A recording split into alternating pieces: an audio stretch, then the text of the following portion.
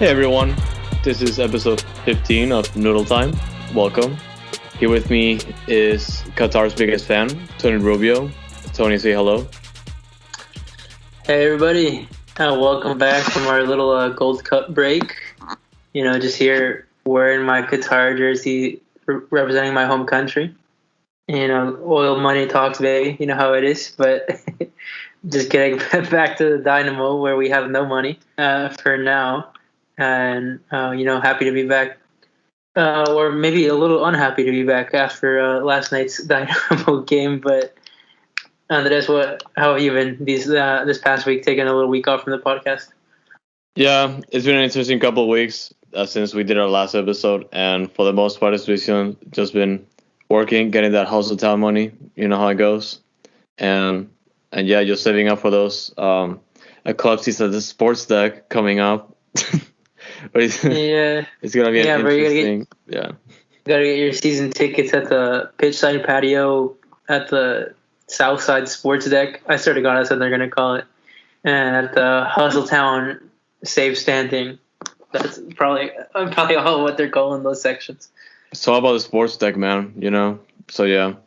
We're gonna talk about those things. Obviously, we're gonna get into the Dynamo news first, and after that, we're gonna go ahead and get into the Dynamo and Dash games, and afterwards, we're gonna preview those games coming up.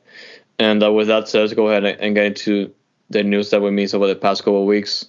Obviously, one of the things that Jamie Roots mentioned in his first press conference was the renovations of the stadium, and shortly after that press conference, like about a week or so, he resigned from being the team CEO of the club CEO for the Dynamo and Dash due to personal reasons, which was pretty shocking. Obviously, it was like he only stayed in the club for like a week, and 2 weeks. 2 weeks. But yeah, he came out with that with those personal news, and it was pretty shocking since nobody expected it, and also surprising. So some national media, Cuff Grant Wall was mentioning that it was shocking for the Dynamo to have Roots resign after 2 weeks, which, I mean, in a way, obviously, yeah, everybody was shocked, but I feel like it was in a bit of a negative connotation, and I think everybody should give Jamie Roots some space and time, because from what it sounded like from the press release, it sounds like some personal reason, maybe family or health reasons. So us here at Noodle Time, me and Andres, and hopefully all the fans send the best vibes and wishes to Jamie and his family. Hopefully everything's okay. I'm not gonna poke and prod into that, but unfortunate that he had to resign, but hopefully everything sorts out. And like the press release said, hopefully he can come back as an advisor to the front office in the future. So that leaves a hole for the Dynamo. John Walker kind of stepping back into the head honcho role, which he was pushed out of for a little bit, which is kind of weird maybe, but life moves on. And if you guys didn't get the jokes that we were kind of making right now at the beginning, like Andres said, the team has announced a couple of renovations coming to the stadium that have been some long promised, like the safe standing for the supporters section. So that'll be pretty much taking away the seats, setting up the rails, so there's no pretty much avalanche of fans falling over, and so everybody can be safe and supporting and standing and cheering during the game. So that'll be exciting. And what else did the Dynamo announce on that end for BBVA Stadium, Andres? Oh yeah, they're making also some adjustments to the south end. What was before when the stadium opened, the first supporter section, which was at the lower bowl of the southern end of the stadium, they're gonna be upgrading that area. They're gonna add some cushion seats, I believe, based on the renderings, and on the upper bowl section of the south end, they're gonna remove a ton of the seats from a couple sections, or just one section that underneath the canopy, and they're gonna turn that into essentially what it's gonna become a kind of like club seating. And so essentially it's gonna be like 4 seats in each pod, and it's gonna be called a sports deck. So just based on the renderings themselves, I'm not confident about this project. I like the safe standing, but it's just like for the a sports deck project. It looks pretty like an eyesore, kind of like something that feels out of place from the stadium. Obviously, it still has to be seen when it comes to fruition, but based on first impressions, it feels really tacky, honestly. And we'll see, we'll see if that attracts like a ton of money for the club, which is feel like that's the end goal with this plan with the clubs with the new sports deck. But it's gonna be interesting to see how many people sit there, because I'm definitely looking forward to see if we can like raise some money to just put like a Foxtrot pot there, maybe.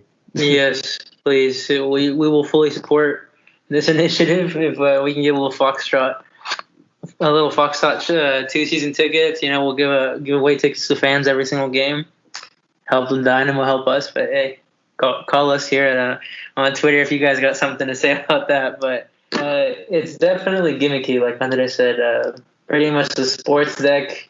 I don't know if you guys saw the renderings. I was telling Andres, usually renderings look better than what it actually ends up looking like in person.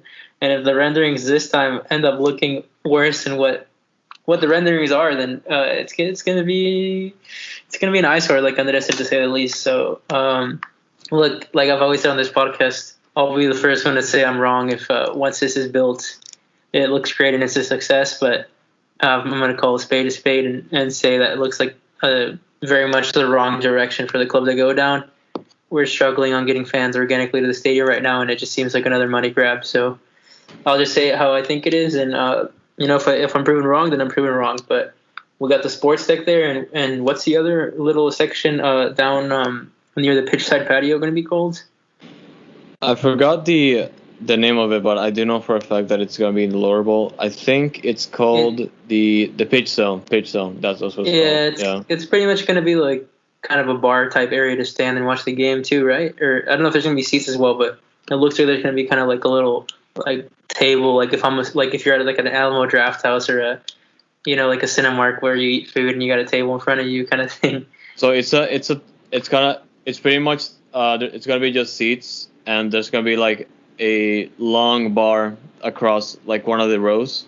So essentially, it's gonna be like a few of the rows in the section right now, they're gonna be turned to like the tables, and then the other remaining rows are gonna be just seats. Bro, somebody's gonna be eating some nachos right there and just get smacked by like a shot from Cubo Torres from Atlanta right in the nachos or something. Yes. Yes. So you guys tell us what you think about that. What we've been hearing from some fans online on Twitter is that they see as a positive overall that Seagal's barely been here for a month or two, and he's already putting his money towards the stadium. So yeah, I think we can all look at the bright side of that. But obviously, we want to see more things towards the training center and more things, obviously, towards the team for the Dash and the Dynamo. But we'll leave you guys with that. And lastly, we had talked about it a little bit before on the last couple of podcasts, but Griffin Dorsey was officially officially announced as a Dynamo player. So he was formerly at TFC, played mainly for Toronto FC2 in the USL Championship, I believe, or I don't know if they're in the league, USL League One, but he's a former tab guy with the US U20s, former winger from Indiana, got drafted pretty high, I believe, a couple of years ago, 2 or 3 years ago. Hasn't played much, obviously, for first team in Toronto, got cut when they signed Soteldo, Andres' countryman from Venezuela. Yes. So he was training with the Dynamo for pretty much over a month since we saw pictures of him training and finally announced. So from what we've heard, he seems to have converted to a fullback at this stage in his career, but can still get into the attack or can still play winger as well. So, I mean, what do you think of that signing? Kind of, I wouldn't say underwhelming because we honestly know nothing about him, but is it an area of need? As a fullback, yes. We can definitely use more fullbacks, especially since we only have 2 of them on the roster. But yeah, 2 of them in the sense that they're in shape. But with the signing of Dorsey, like I found it interesting since in the release it's listed as a midfielder, but just going through everything that you mentioned, he can also play fullback, which is like a position we could use some depth in. And yeah, we'll just wait to see whenever he gets to play. Obviously, I doubt he's gonna be an immediate need, but like I'm guessing we're gonna see him whenever they rotate, like for whenever there's like several games in the next couple of weeks. But we'll see if they sign him just for a reason. So we just have to wait and see what happens from there. And yeah, I feel like the most important bit of news that we missed over the past couple of weeks is the fact that the Dynamo Loan Army went to 3 members now because Kyle Morton got loaned to Memphis 901 FC. So congratulations, Tony.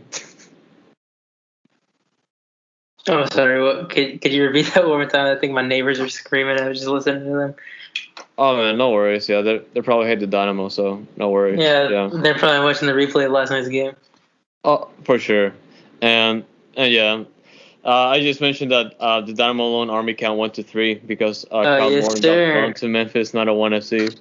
Invest in Dynamo Loan Army right now. All your stocks, everything. Of stunks, of Doge. But I mean, that's pretty interesting that the first week that he's loaned to Memphis, he starts and wins. He wins the USL Player of the Week, not Goalkeeper of the Week, not Team of the Week, Player of the Week. So, I mean, we can't say anything about that. Marco Maric doesn't deserve to be benched. He's been great. And yeah, I mean, wish Kyle Morton the best over at Memphis. Don't really know what else we can do there since we seem to have a pretty strong defending core there in Maric, Nelson, and Morton. Oh yeah, that also means that Michael Nelson is the bench goalkeeper, so I'm happy with that. So yeah. Yeah, so let's move on and talk a little bit about just the Dynamo yesterday versus Vancouver away at Salt Lake. What the Dynamo have coming up against San Jose and what we missed right before the break, which we really won't get into since it's already over 2 weeks from that. But I mean, pretty much starting, we missed covering the Seattle game right before the Dynamo took about like a week and a half long break. What was your thoughts on that game? A 2-0 loss to Seattle. Were we ever really in it? We're playing a Seattle team that at the time was coming in with no losses, and they were pretty good at home. So just getting a result from Seattle was going to be like a big undertaking either way.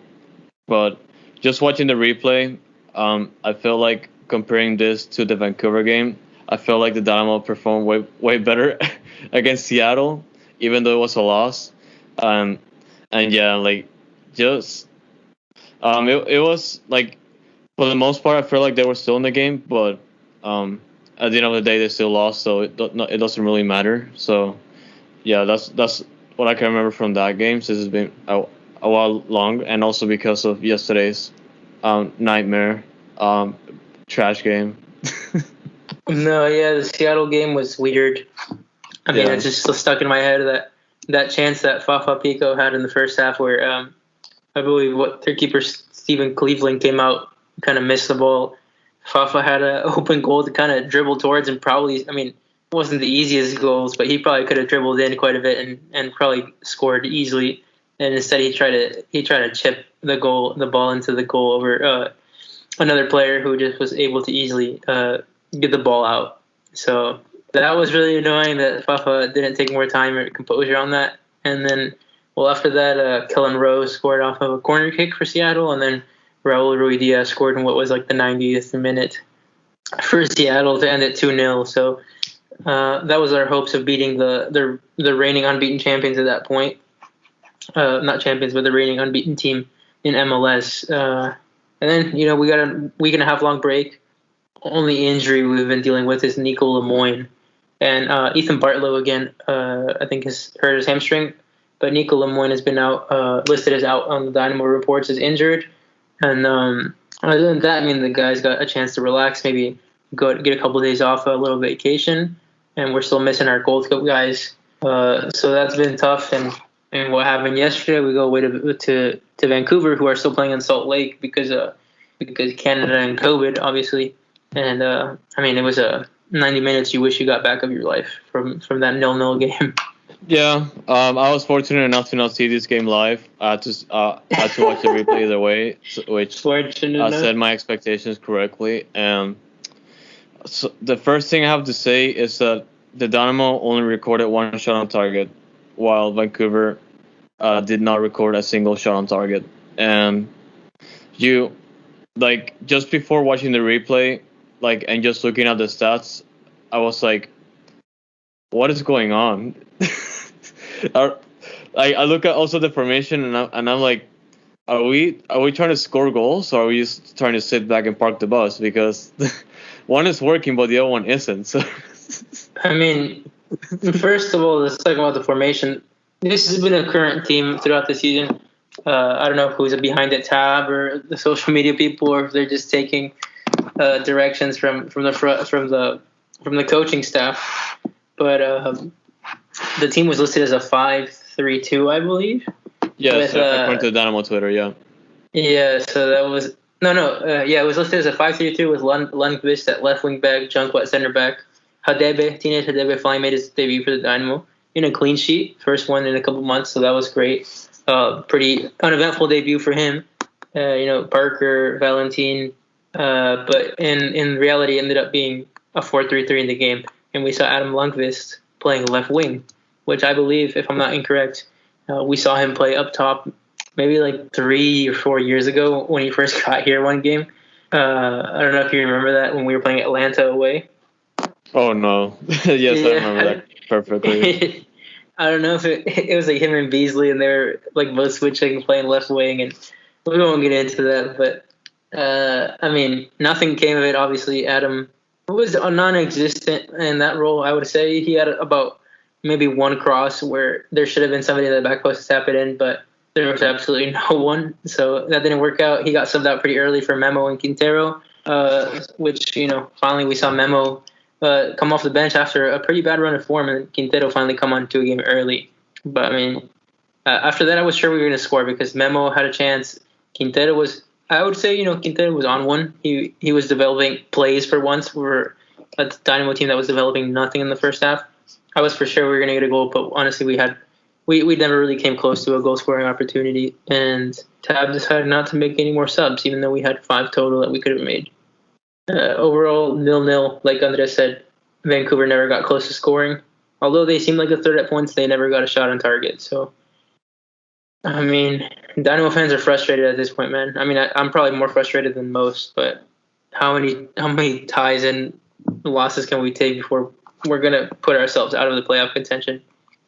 Yeah, obviously, like we're missing our best players because of the Gold Cup, but just looking at this result, this pretty much highlights how important they are to us, especially players like Pasher and just how things have been for the past 2 months without not I want to say 2 months, but just for a good chunk of the past couple months, and yeah, the Dynamo haven't won in the last 2 months either. So like just how like it just like highlights the need not only for players like Pasher, but also like the need for like actual game changers in the team. And it's been something that I've been saying for a while now in the season, and just having with us just starting the season with 2 DP spots open, like it was pretty much critical to that. And like obviously we managed to get Hadebe like in the middle of the season with one of them, but also we have to fill the other one before the window closes because like we're not gonna make it to the playoffs like this in this shape, honestly. Yeah, absolutely. Not even if we had Pastor back, even if we have Lasser back, who obviously I'm not a fan of from what I've talked about in past episodes. He's been lighting up for Costa Rica, and man, we're creating nothing. We were creating nothing before in terms of chances. I honestly don't know the statistics in terms of XG and all that kind of stuff, but man, you can just tell from the score one shot on target from us. It's an absolute joke. 8 shots total, but come on, we never really came close to saying like, man, that should be a sure goal for the Dynamo this game. And I mean, we have no backup striker. Rudy has 6 goals in the season. I don't blame him. I don't think anything that's going on with the team is his fault. It's not like he's missing clear chances. It's the fact that we're not creating chances. We're not a danger off the wing unless Pasher is there. It's just not good enough in the attack. And for all the years that we've been crying and struggling with defense, this is the first year where, okay, we have Hadebe, we have Parker. That's an all-star defense right there, pretty much, I can say, just from what I've seen. Marriage holding it down, no pun intended. Right. Lundqvist Lundqvist and Junqua can do the thing. They're fine. Valentine's probably the weakest link in that fullback position, but we can live with it. We've been pretty solid defensively, even though we haven't gotten that many clean sheets. But the thing is, midfield, no chance creation, and then the attack can absolutely not do it by themselves. So that's where my frustration is coming from. It's not that I want us to play champagne football, Arsene Wenger, Arsenal style, where even you're still losing games, but it's like we're not even coming close to scoring goals, man.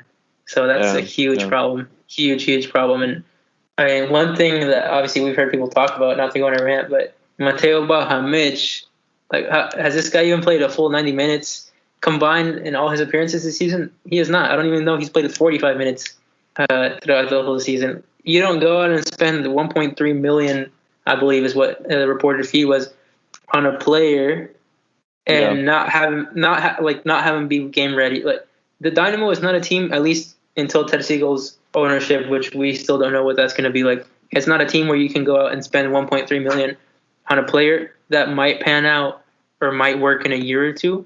The Dynamo don't have that time to give Baja mission. So I don't know. I know Tab was here to approve of that signing, but somebody needs to show face and say the truth. Is Baja Mitch not good enough for this level? And if so, why did we pay over $1 million in a transfer fee for him? Yeah. And if that's the case, then that's definitely the nail in the coffin for Matt Jordan. If Testicle has a functioning brain, I assume. So yeah. I mean, I'm that's exaggerating, but yeah, like. No, you're not. You're not exaggerating at all. You're under exaggerating, if anything.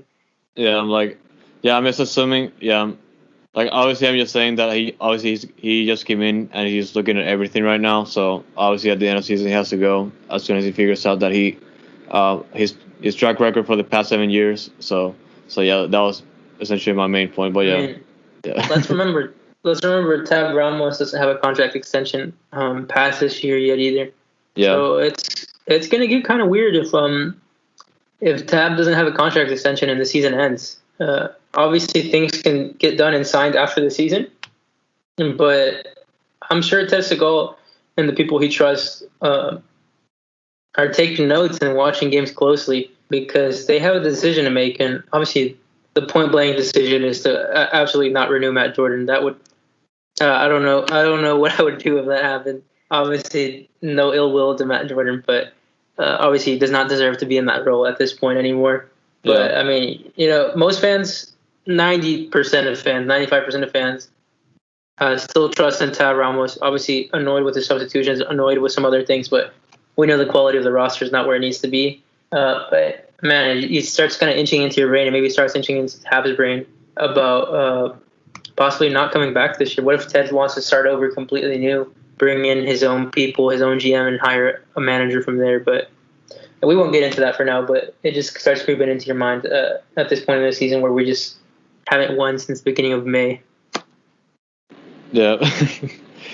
So, we can make an entire episode about this, but yeah, let's go ahead. We can make 3 episodes about that. Yes, 3 episodes. Even more if my Jordan gets re-signed, but yeah. I'll quit this podcast if that happens. For sure, yeah. Well, we just delete the podcast from everywhere. And yeah, let's go ahead. Well, let's go ahead and talk about the Dash games. Yes. You go first. Yeah. Like the Dash games, like I've noticed a trend of the Dash being pretty decent or pretty good when they're missing their starters, and now that the Olympics are just started and like the Dash players reported to camp, I would like to say a couple of weeks before the Olympics started, like the Dash haven't been so too bad. It's just like the game that we missed the review like for the past couple of weeks, which was like the game against the Chicago Red Stars on the road. They come in, they take the lead, and then they lose by 2 on goals, which is I don't think I've ever seen that before, honestly. Like when a team like just losing by 2 on goals as soon as they scored in their favor, which is something so odd. And we go a week later, we go to North Carolina Courage, which is a place that Dash never won once ever. They come in and they just they just kind of dismantled North Carolina, and like 2-1. I wouldn't say that dismantle in a way, but I rather they took care of business pretty much. So like it's so interesting like how the Dash like have this sense of like this identity of like just being a wild card, especially when like their players are missing. Since like we've noticed how they have their own starters, but they don't exceed expectations. But like now they're missing starters and they're they're playing this way. So it's just so odd to me because like I think they're now tied for third place in the standings, the NWSL standings, and and just just looking how the season's going, like it's been pretty much up and down and up again, and it's just so interesting, like this season, honestly.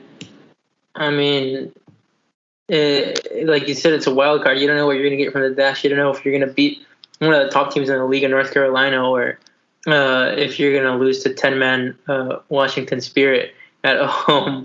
But like you said about identity, I think right now it's a point where the Dash actually are finding their identity. They're kind of finding out who they are as a team, even when those big stars are gone at the Olympics, which I think is a great thing for the Dash right now, coming kind of into swing of things. Obviously, things can change in a split second in NWSL with how close the standings are. But the Dash are sitting in third place. A win can take you high up the table, and a loss can take you way down the table. So too early to tell about anything. But I think in my opinion, James Clarkson and his team are finally starting to find an identity, kind of be able to dig deep and pull out results, even on the road. Something that the Dynamo could learn a lot about. Oh yeah, and like the other thing I forgot to mention though is that in the North Carolina game, like it was just so interesting. Like obviously, just going back to what I said about dismantling, like they, like on the second half, they just looked like a comfortable team. And like I mentioned before, like they've never won in North Carolina, and it's just so like going back to the identity. Like it's so quirky. Like the way they just like being themselves and like James Clarkson, how they've been highlighting all the issues, which like sometimes it keeps happening on the field, but at the same time it's also feels like they kind of like have a hold of like, or at least controlling their main issues, which has been like their defending and the rotation, and then the giveaways. Not the giveaways are not as bad as the Dynamos, but like at least they learn how to control it. At least in what I've seen so far. So so go Dash, I guess, if they keep it up. I just hope they stop losing. As we all want. I mean, it's definitely something a lot better to get behind with the form they're in. But can we just talk about Gabby Seiler's goal against North Carolina off the free kick? Oh yes, yeah, that's part of the dismantling part. Like that was incredible. That's the main part, bro. That was insane, and I mean, it's just great to see all the support she's getting from her teammates. Which I believe it was her first NWSL goal, if I'm not mistaken. I believe so, yeah. So I mean, let's hope the Dash keep rolling on to the good times, because God knows his organization needs it this season. But who are they playing up in their next match? Who do they have to dismantle next? Which, yes. So I think it's one of the big guns. Yeah, I don't know if dismantling is the right word, because they're playing the Portland Thorns. They're one of the best teams in the league. So I want to call it best team in the league. I wouldn't call it dismantling yet. So yeah, the Dash and Dynamo are both playing on the same day. They are Dash at home. They're playing the Portland Thorns. I believe at the same time. Well, they're playing first. They're playing first at home, and after that, the Dynamo playing on the road against the San Jose Earthquakes, and a Western Coast kickoff, like one of those late kickoffs we all love, And I absolutely hate those kickoffs. Yeah. So let's go ahead and talk first about the Dash game. Like obviously, like we just mentioned, Portland being and standings wise the best team in the league. They're always like a headache to play against, especially like at the beginning of the season with the during the preseason, and also coming up in the women's Champions Cup, like the little 4-team tournament they're gonna have, I believe, in the next month.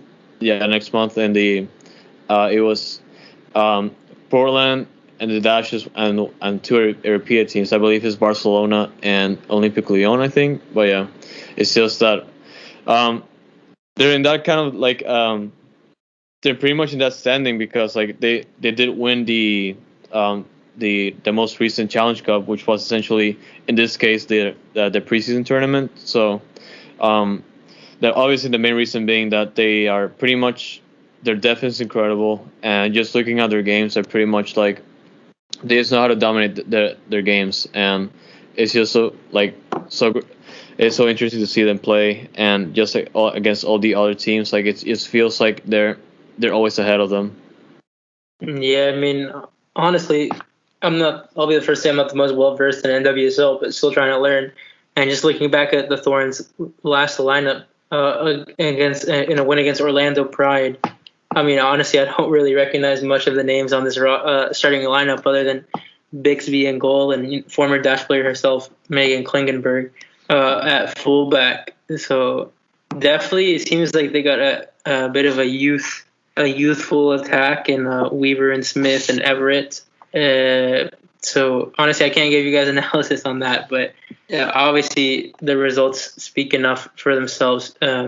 In first place, even with a game in hand over the Dash and some of the other teams. So it's definitely not going to be an easy game for the Dash. And, knock on wood, I'm going to bring it up, but the Dynamo and the Dash, they don't mesh. They never win together on the same night. I don't know what the statistic is, but it's like both teams have barely ever won when they're both playing on the same night together. So spooky vibes.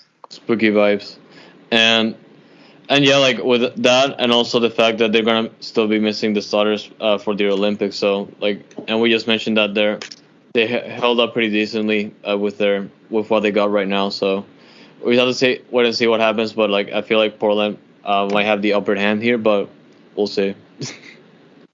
So then we got the Dash holding on to our hopes as Houston soccer fans, but then we have the Dynamo playing another away game away to San Jose Earthquakes down there they're not in the Bay Area, are they?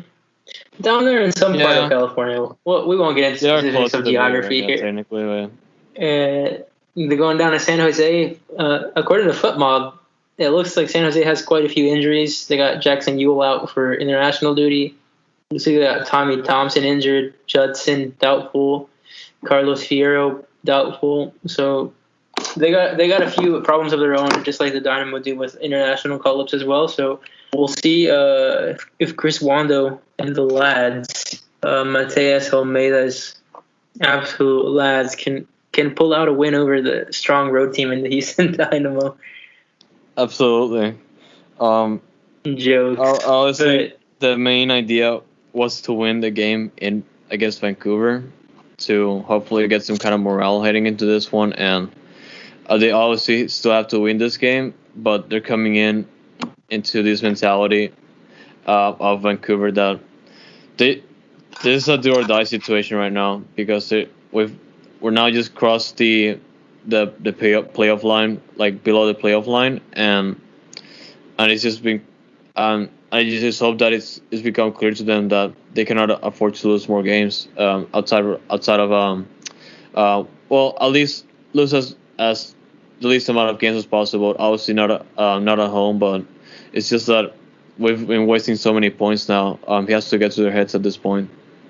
Yeah, I mean, the Dynamo have 14 games played, which most of their teams have 13 and 12. So we're in ninth place just based on normal points in the Western Conference. But then when you look into points per game, then we could be in an even deeper hole. We're almost halfway through the season. I don't think it's too early to start looking at playoff positions.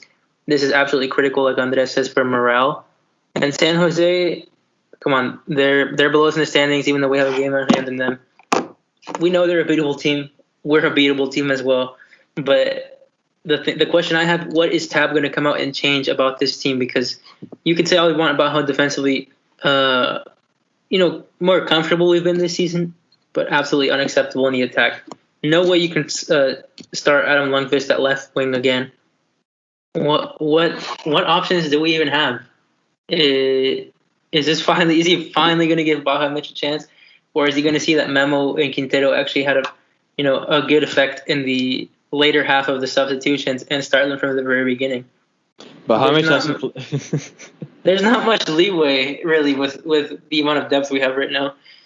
Baja Mitch has to play. That's all I'm gonna say. And also, don't put Memo as a winger. That's all I want, please. Do not put Memo as a winger, or I'm gonna do some bad stuff. Don't sub out freaking Derek Jones in the 50th minute every game, dude. It was fine against Vancouver because they're not much of a threat, but by God, every freaking game they're subbing out Jones in like the 60th, 50th minute, and then we concede or we just don't look as strong in the midfield. So I don't know if Jones is just not fit or what Tab is thinking, but if anything, come on, sub out Joe Corona or something who, he's a decent player, but he's not making a difference in the attack. So I would like to see Memo maybe start in his place, or maybe see Vera go to the bench and maybe get Memo and Corona in there. Maybe have more of an attacking spark. But if Baja Mitch is not going to start, which he definitely should, Quintero needs to start at winger this next game. Take him off after 50 minutes if he's really that bad. But come on, there's no excuse for Adam Lundqvist playing left wing. Hashtag safe. Yeah. It's just the absolute fail. We're going to keep that in there just so you guys can hear the cringe in Andres' voice. But we're pretty much going on over an hour at this point. So we're going to wrap it up for you guys. Just wanted to recap. Gold Cup still going on. I believe all the Dynamo players that were involved in it are still in it. Pasher going forward with Canada. He's gotten a few minutes. Minor and Boniek have played substantial minutes for Honduras, but Minor preliminarily injured against Qatar in the last game. Hopefully, sending all our best vibes to Minor. Hopefully he's healthy and can still feature for Honduras. Then we have Lassiter, who's a completely different player with Costa Rica, apparently scoring goals and assists for his would I be that team. Baller? Brand. So whatever he's taking at the Costa Rican national team, if he could please bring back to Houston. And I said, pura be that Baller brand. And did I miss anybody there? We got Lassiter, Minor, Boniek, and Darwin Seren, Boston at midfield for El Salvador. El Salvador kind of pulling off, obviously not pulling off the result, but kind of winning everybody's hearts over Mexico in that game in the Cotton Bowl last week. So I'm sorry if I missed any Dynamo players that are still in the Gold Cup there, but from what I can remember, that's everybody. Any comments over the Gold Cup performances from our players under this? Well, they're all playing like ballers. I just feel like kind of like Figueroa. I had a few missteps along the way, and Boniek hasn't been that impressive yet. But obviously, there's still. I think this has to still get used to the new players coming in, but still I feel like they're a good presence for the national team as always. Obviously with their presence of them being I'd say the biggest veterans on the national team right now, and yeah, just having them being playing for their country is good for me, and yeah, even though we miss them in the Dynamo, obviously just being especially Boniek on the bench, coming off the bench, and Figueroa being an option for center back just in case. I'm just kind of happy they're playing for Honduras, and obviously a Pasher, he hasn't been getting a ton of minutes, but he might now. Yeah, he might now. We'll see. Akinola and Kyle Laren are out of the tournament for Canada as strikers, so who knows? We might see Pasher pair up top with Cavallini for Canada, or we might see Pasher play on the wing some more, but I think we'll definitely see more of him. Hopefully they get past the Costa Rica and Ariel Lassiter on Saturday, because I'm kind of pulling for Pastor, my guy over there. But the last thing I wanted to bring up on this long podcast, and we took a week off, we had to fit a lot in, is that there was a rumor, keyword rumor, that the Dynamo were interested in a French/Guadeloupean striker who currently plays in League 2 for Guingamp. Hoover, from what I can remember, they were in League a year or two ago and got relegated, and they finished 9th place in League 2 last season in France. So his name is Matthias Feitan, of 21 years old. He scored, I believe, 3 goals in this Gold Cup, so pretty good. He's been getting some good looks, and he played yesterday for Guadeloupe and scored in BBVA Stadium. So if this rumor is true, pretty coincidental. He's at BBVA Stadium playing for Guadalupe versus Suriname. Maybe Matt Jordan sitting up there. Maybe Tab Ramos is watching him. We don't know what's going on. We don't know if this is real at all. But what we can tell you is that the rumor came from what is a semi-reputable website in France called Foot Mercado. The reporter has around 20,000 followers, followed by Fabrizio Romano. If that tells you anything, I don't know if that gives it any more credibility. But he was messaging with me, claims the Dynamo are interested in him. The player's agent himself was responding to tweets about the rumor, saying it was completely fake. So I don't know. Well, just wanted to put that in y'all's ears there. I'm not saying that's going to happen or if that's true, but that's just what we're seeing on the Twitter sphere. Dynamo really need to sign. Hopefully, it would be 2 more players in midfield and attack to really boost his team, but it's rumored that we're searching for a young DP, so keep an eye on this Matthias Feitan. Looks like a young guy with a lot of promise from League 2, so we'll keep you guys updated if we hear anything else as well. Anything else to say there, Andres? Yeah, I'm not sure about the validity of that rumor, but we just have to wait and see. And also, it's definitely a little bit better rumor than some rumors that we have been unsourced in the past. So we'll just leave it at that. No shade. Yes. And it's gonna be it for this episode. Obviously, thank you guys for being patient with us as we haven't put up an episode over the past couple of weeks since we have a lot of stuff going on. Obviously, our work schedules have changed and we had to adjust accordingly. So now we have to record in the evenings, and we used to do it in the mornings, which was pretty much convenient. But now we just have to play around with our time. So and just us being Dynamo fans and Dash fans, the biggest out there. We just dedicated.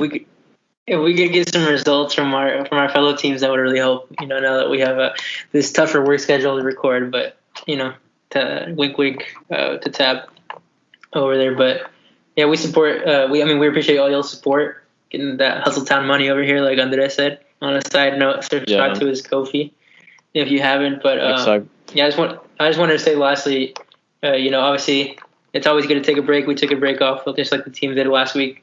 Obviously, it's not a big burden, or not a burden at all, but it's not that big of a commitment to do a podcast every week. But I just wanted to reiterate for you guys to take care of yourselves, take a break when you need. We're all a Dynamo community here, and sometimes we're a little bit self-loathing on our own team, but we're all in it for the community, for the fans and friends we make. So if you guys ever having a tough time with anything, feel free to reach out to me. I'm sure Andres is always open to talk soccer, whatever you guys need. But my DMs are always open. Yeah. Yes, sir. Just wanted to say that to you guys that listened to the very end of this podcast. But appreciate it, guys, and stay noodle. We'll talk to y'all next week. Yeah, guys, stay noodle.